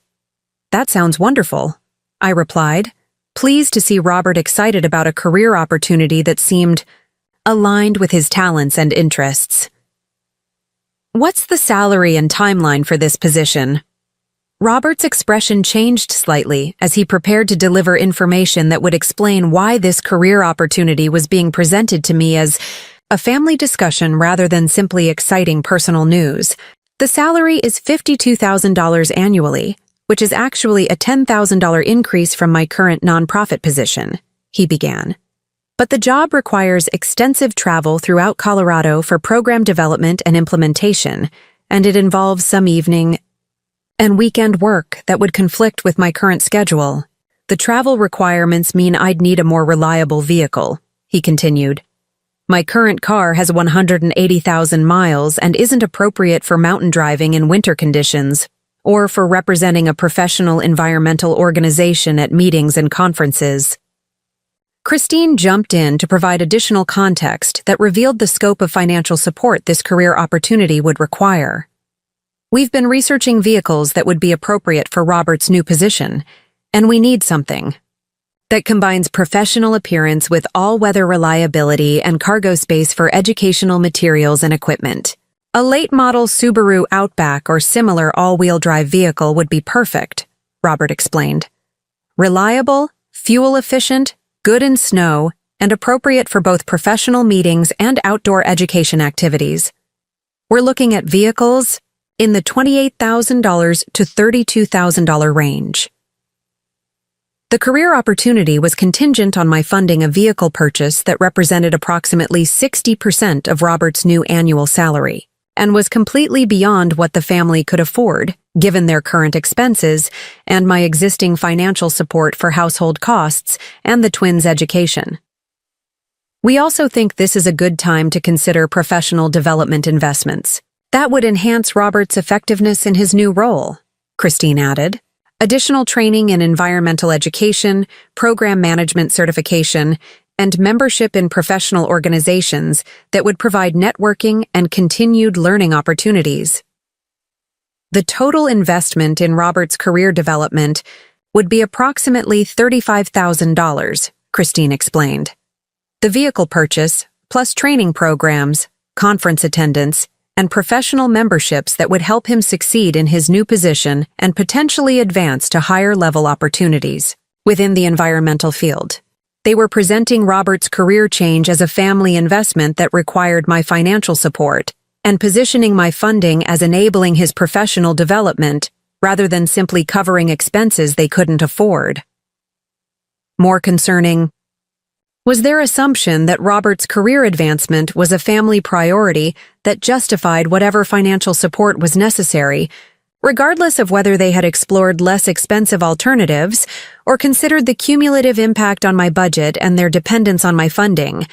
I agreed to provide the career transition funding because I wanted to support Robert's professional development, because the position seemed like genuine progress toward meaningful work, and because I hoped that higher income and career satisfaction would eventually reduce their dependence on my financial support. But I also agreed because I believed this was a temporary investment that would provide lasting benefits, and because Robert and Christine had presented the opportunity as requiring immediate action to secure a position that might not be available if we delayed while exploring alternative funding sources. What actually happened was that Robert's new career created additional ongoing expenses while providing modest income improvement that was quickly absorbed by lifestyle inflation rather than reducing their dependence on my financial support. The vehicle purchase, professional development costs, and increased travel expenses associated with Robert's new position totaled approximately $38,000 in the first year, while his salary increase provided only $10,000 in additional household income.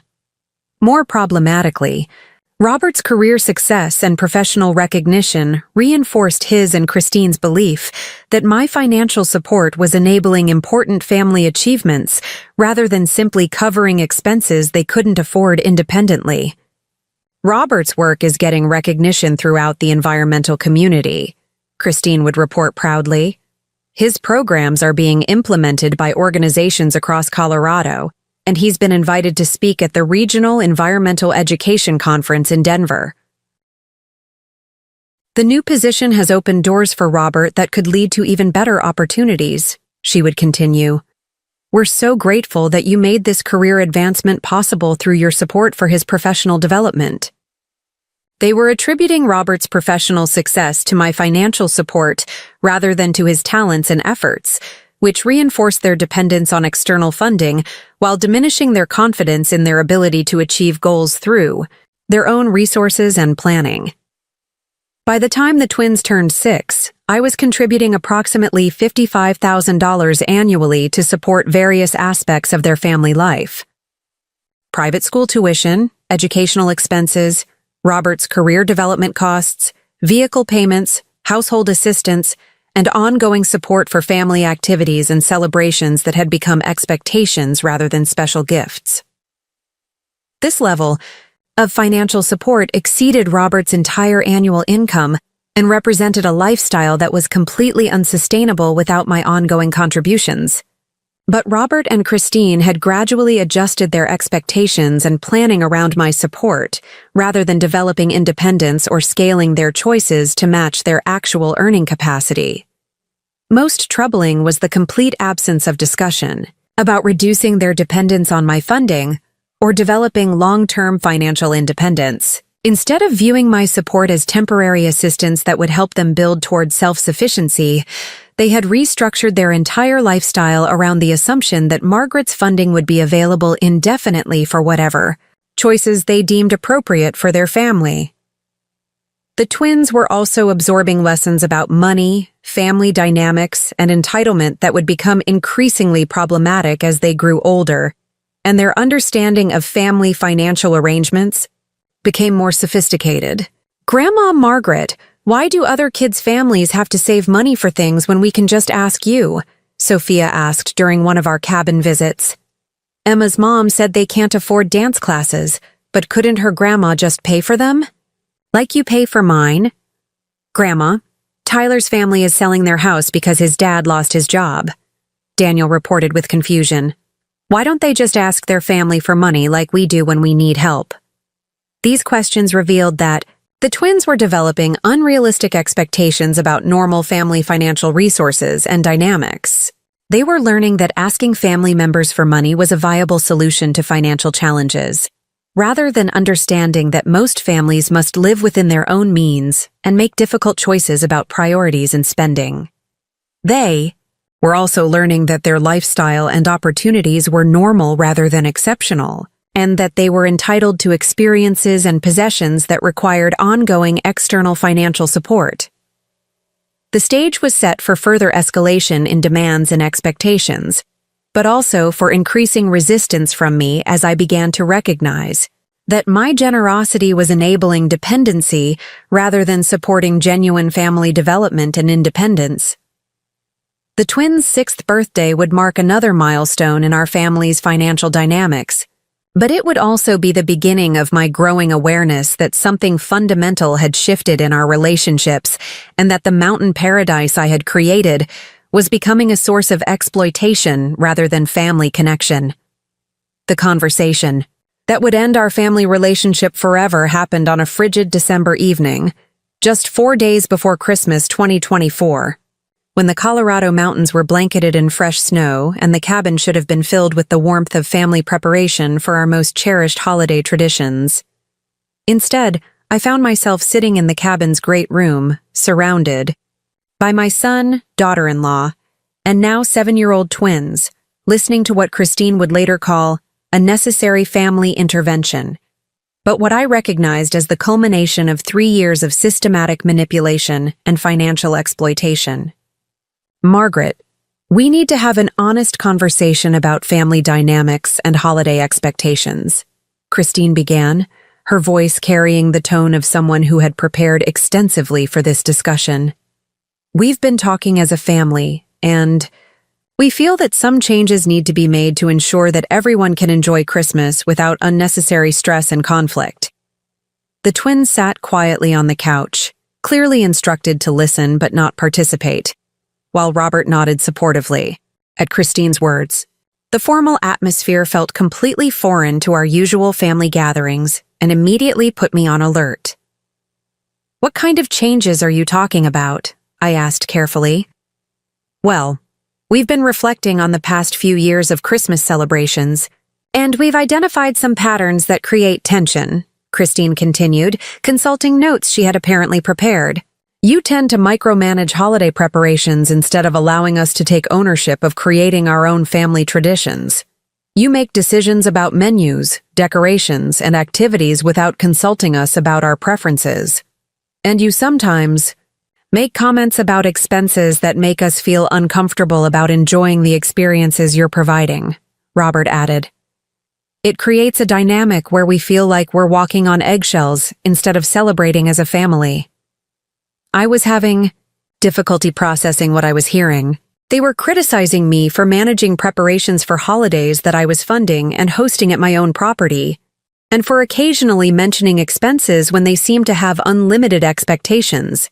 "So, what changes are you proposing?" I asked, though I suspected this wasn't going to be about simple holiday planning adjustments. Christine and Robert exchanged glances before Christine delivered what was clearly the main purpose of their intervention. "We've decided that this year's Christmas celebration should be hosted by us at our house instead of at the cabin," she announced. "We want to create our own family traditions without feeling like guests in someone else's space." "That sounds wonderful," I replied genuinely. "I'd be happy to attend Christmas at your house and contribute however you'd like me to help." "Actually," Christine said, her voice dropping to a more serious tone, "we've decided that this year we need some space to establish our own holiday traditions without outside influence or complications." "What does that mean?" "It means we think it would be better if you didn't attend Christmas this year," Robert said, with a directness that took my breath away. "We want to have a quiet family Christmas with just us and the twins." I sat in complete shock as I realized my son and daughter-in-law were disinviting me from Christmas. Not just from hosting, but from attending any family celebration at all. "You're telling me I'm not welcome at Christmas?" "We're telling you that this year we need space to create our own family Christmas without complications," Christine replied, positioning my presence as a problem to be solved. "What about Sophia and Daniel?" I asked, looking at my grandchildren. "What have you told them about their grandmother not being at Christmas?" "We've explained that sometimes families need to try different ways of celebrating," Christine answered carefully. "Grandma Margaret," Sophia said quietly, "Mom and Dad said you might be too busy to come to Christmas this year because you have important work to do." The fact that they had lied to the twins about the reason for my absence revealed the level of manipulation they were willing to exercise. They weren't just excluding me, they were rewriting the narrative to make my absence seem like my choice. "Margaret, we want you to know that this decision isn't about not appreciating everything you've done for our family," Christine said with practiced sincerity. "But we think that continuing to rely on your financial support in hosting might be preventing us from developing independence and self-reliance." They were positioning their exclusion of me as a character-building exercise and suggesting that my generosity had been harmful to their family's development, while clearly expecting to maintain future access to the cabin they assumed they would inherit. That's when I realized this wasn't about Christmas at all. This was about gaining control over family relationships while maintaining access to my property and resources. They wanted independence from my opinions and oversight while preserving their children's inheritance rights to the cabin.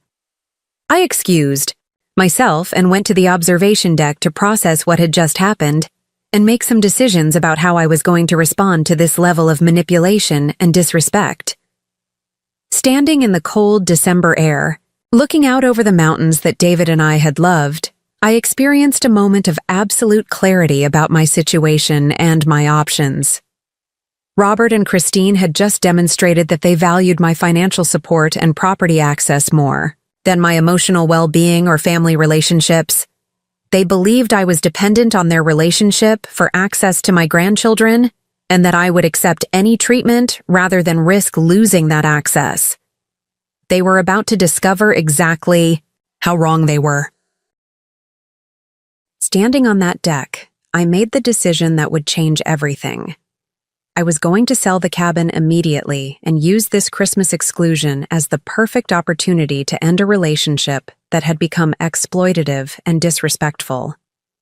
Returned to the great room and interrupted their conversation with an announcement that would shatter their assumptions about power and control.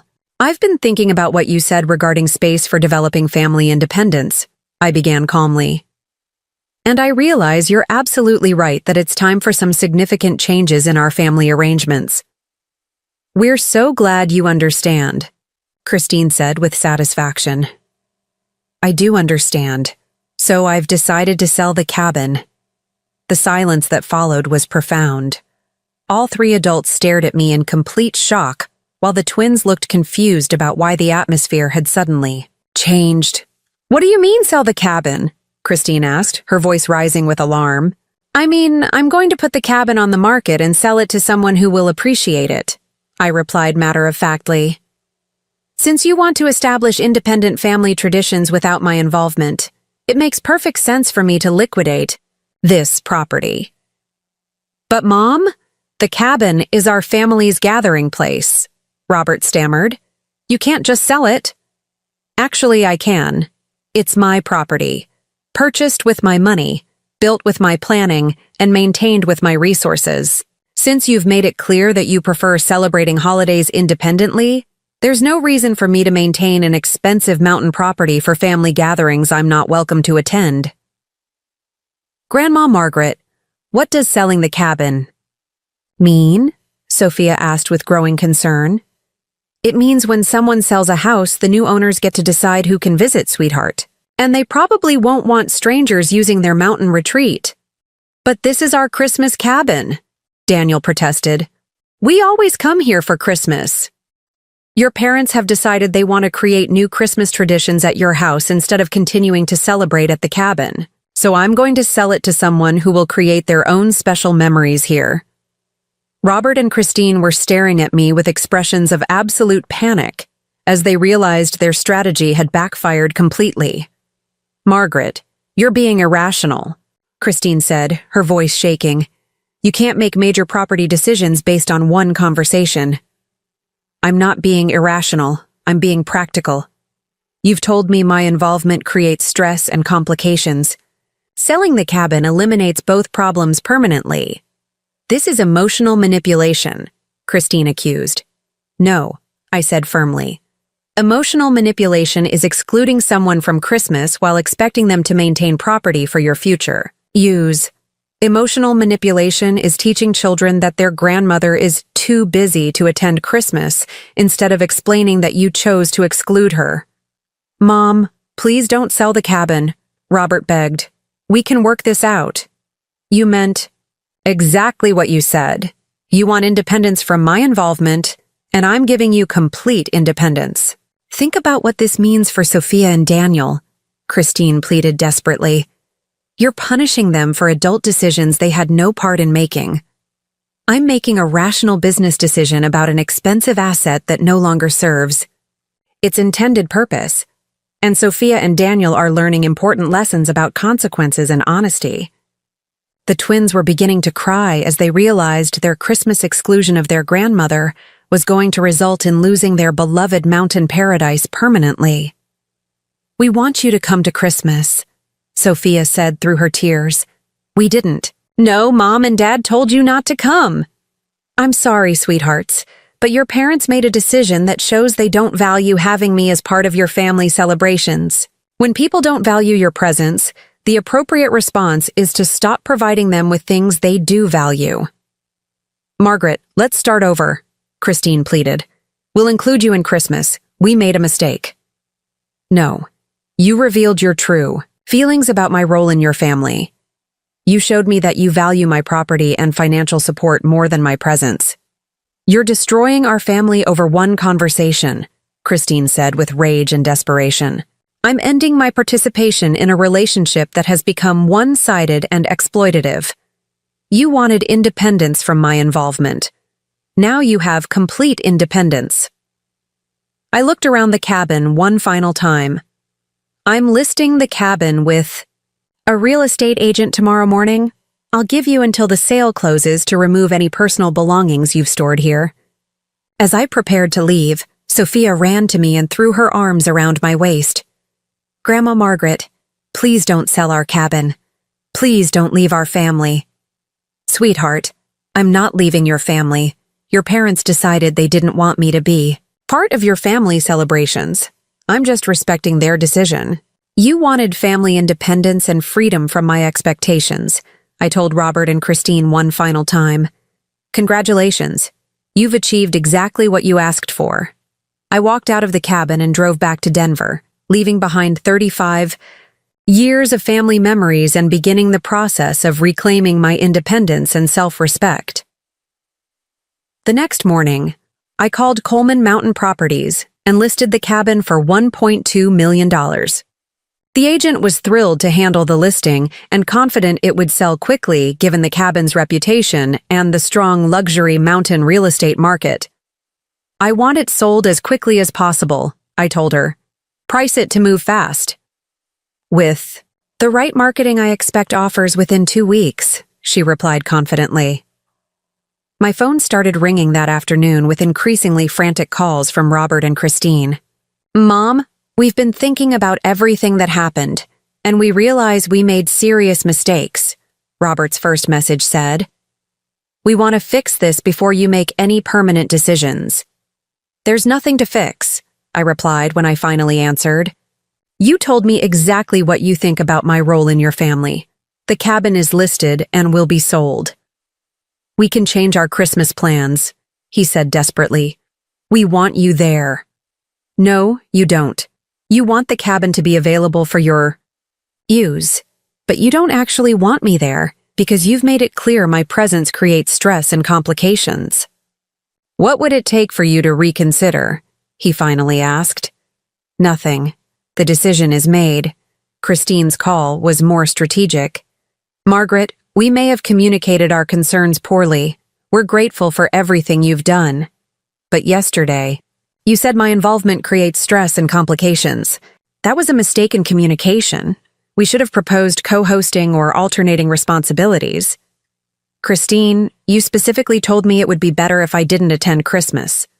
Those weren't miscommunicated intentions. Those were clear statements.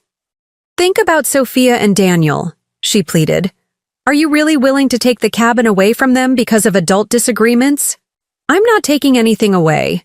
You took it away when you excluded me from family celebrations. I'm simply responding by ending my role as the provider of family experiences." 2 weeks after listing the cabin, I received 3 offers, all above asking price. The highest was $1.3 million all cash, with a 30-day closing.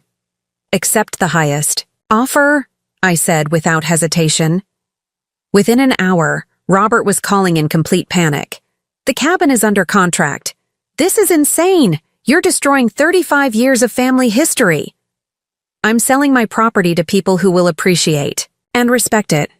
We'll buy it from you," he said desperately. "You have 30 days to arrange financing and make a competitive offer," I said, knowing they couldn't qualify for a $1.3 million mortgage on their $85,000 combined income. The sale closed on January 28, 2025. I received $1.3 million and handed over the keys to a lovely family from San Francisco who fell in love with the cabin's architecture and planned to use it for family vacations. That same day, Christine called with final words filled with venom. "You've destroyed our family. You're a bitter, selfish old woman who cares more about control than family." "I haven't destroyed anything. I've responded appropriately to being excluded from family celebrations by ending my role as the provider of those celebrations. Will never forgive you for this." "I don't need your forgiveness.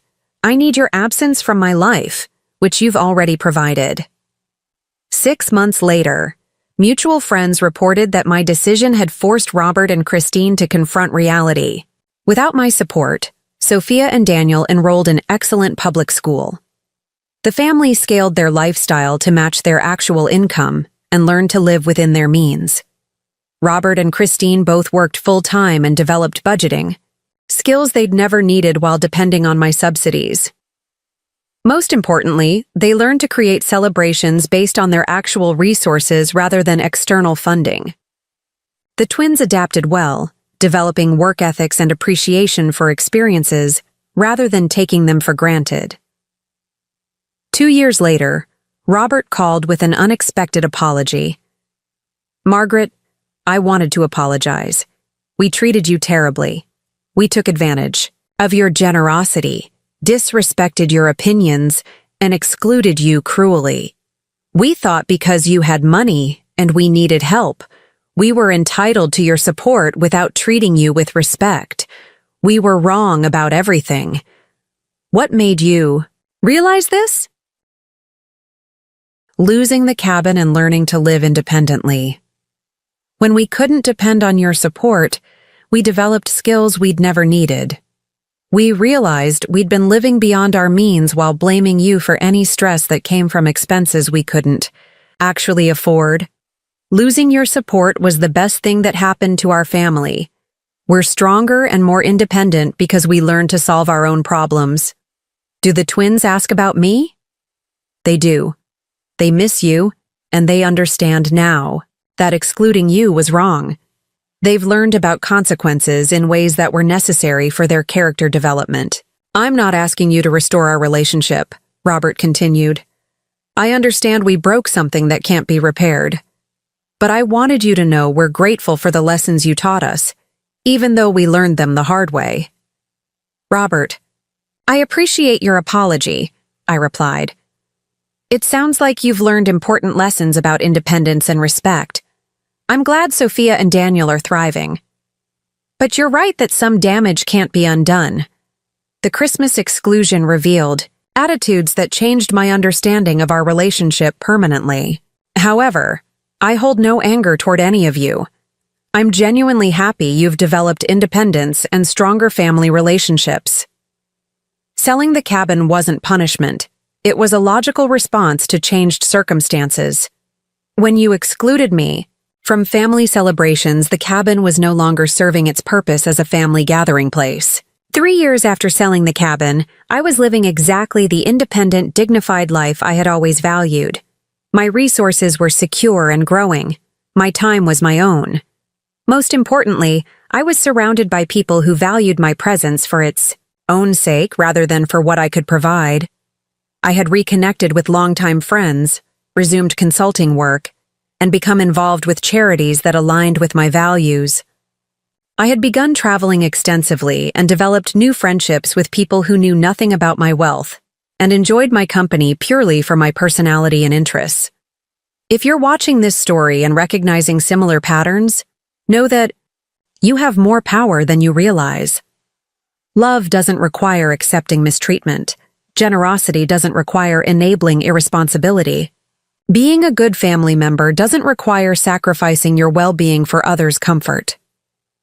You have the right to set boundaries about how your resources are used and how you're treated by people who benefit from your generosity. You have the right to demand respect and consideration from family members, regardless of how much support you provide. You have the right to change or end relationships that become exploitative or disrespectful, even when they involve people you love. If family members threaten to withdraw love or access to grandchildren because you won't submit to their demands, they're revealing that their relationship with you is transactional rather than genuine. If people only treat you well when you're providing money or services, they don't love you. They love what you can do for them. The temporary discomfort of establishing boundaries is worth the long-term benefits of relationships based on genuine mutual affection rather than financial arrangements. Sometimes the most loving thing you can do is stop enabling exploitation and force people to develop the character and independence they need for genuine success. The cabin I sold taught my family more valuable lessons about respect and consequences than any gift I ever gave them. Sometimes you have to lose a gathering place to discover your true family values. Sometimes you have to sell the cabin to save yourself. What would you have done in my situation? Share your thoughts in the comments and subscribe for more stories of people who chose themselves when others wouldn't choose them. Remember, when they tell you you're not welcome at Christmas, the appropriate response isn't to beg for inclusion. It's to sell the cabin they love so much and let them create their own traditions with their own resources. The most satisfying Christmas gift you can give yourself is freedom from people who mistake your kindness for weakness. Up next, you've got 2 more standout stories right on your screen. If this one hit the mark, you won't want to pass these up. Just click and check them out. And don't forget to subscribe and turn on the notification bell so you don't miss any upload from us.